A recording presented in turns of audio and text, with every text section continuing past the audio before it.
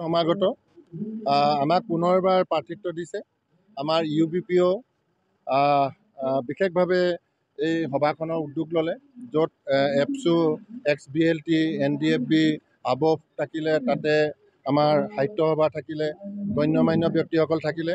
সকলোকে আমি আবেদন এপিল কৰিলোঁ যে আমি মিত্ৰতা আছে, আকৌ আমাক সকলোকে মিলি আমাক সহায় কৰিব লাগে।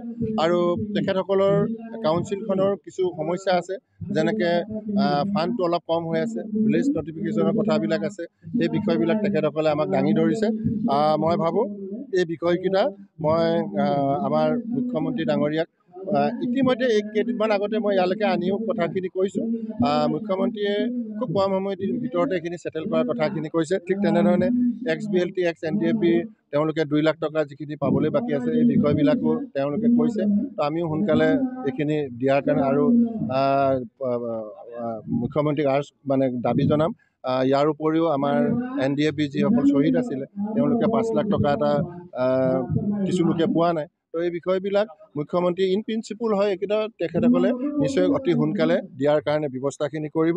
ঠিক তেনেধৰণে আমাৰ মহিলাসকলৰ গোটবিলাকৰ বিভিন্ন তেওঁলোকৰ স্থানীয় বিষয়বিলাক কৈছে। তো সেই বিষয়বিলাকো আহি থকা দিনবিলাকত ডেফিনেটলি আমি সহায়খিনি কৰোঁ।